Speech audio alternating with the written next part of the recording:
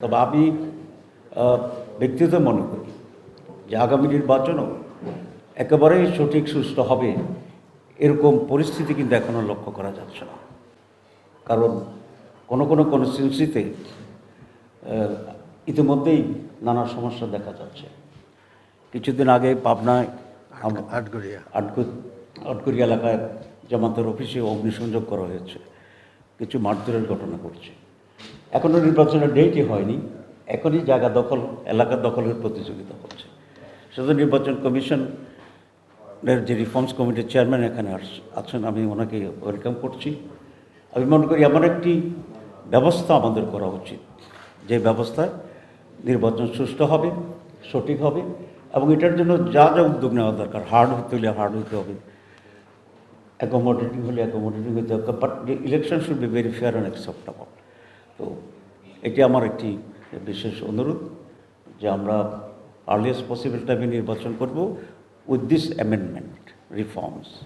এবং ইলেকশন কমিশনের ভূমিকাও আমাদের কাছে কিছুটা প্রশ্নবোধক মনে হচ্ছে, কারণ কিছু কিছু ঘটনায় আমরা দেখছি যে ইলেকশন কমিশন তার প্রপার স্টেপ নিতে পারছে না।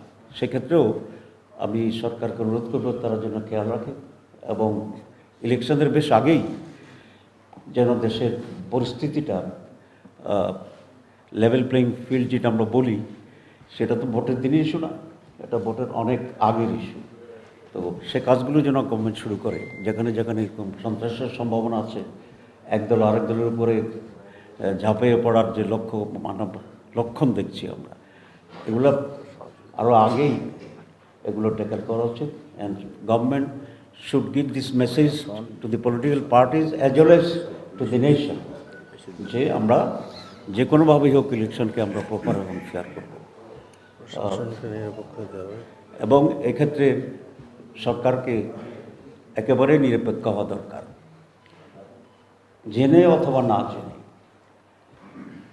কিছু কিছু স্টেপ এমন আছে যেখানে মনে হয় যেন একটা নিরপেক্ষতার অভাব আছে অথবা এফিসিয়েন্সির অভাব আছে।